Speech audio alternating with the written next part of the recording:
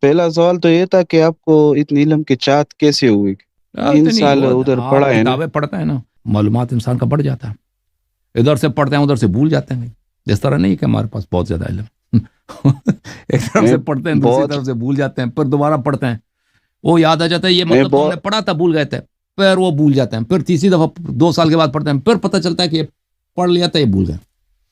ہمارے ہم جو ہے نا، ہم بنی آدم کا سائیکل یہ ہے کہ ہمارے علم بہت محدود ہے، ہماری دانش، ہماری علم بہت محدود ہے. اللہ تعالیٰ کا علم لامحدود ہے، رسول اللہ صلی اللہ علیہ وسلم کا علم لامحدود ہے. ہمیں اعتراف کرنا چاہیے کہ ہم بہت کم باتوں کو جانتے ہیں، بہت کم باتوں، اور وہ بھی جو باتیں ہم جانتے ہیں نا اس میں سے کچھ صحیح ہوتی کچھ غلط ہوتی ہیں.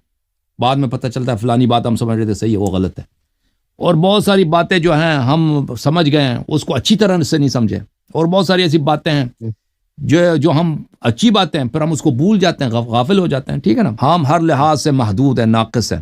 اللہ تعالیٰ نے ہمارے لیے ہدایت کا چراغ رسول اللہ صلی اللہ علیہ وسلم اہل بیت کو بنا کر بھیجا، ان کا علم، ان کا نور کامل ہے، ہم تو کچھ بھی نہیں. میرا ایک سوال تھا کہ رسول صلی اللہ علیہ وسلم کا جنازہ کس نے پڑھا ہے؟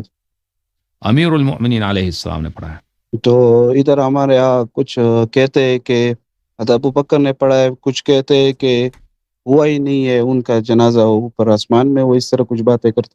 وہ انہوں نے نبی صلی اللہ علیہ وسلم کو نہ جنازے کو پایا، نہ انہوں نے ان کی تدفین میں شرکت کیا. یہ ان کی اپنی کتابوں میں لکھا ہے. یہ کتاب ہے کتاب المصنف فی الاحادیث والآثار، جزء 7، چاپ دار التاج، 1989 میں چھپی ہے.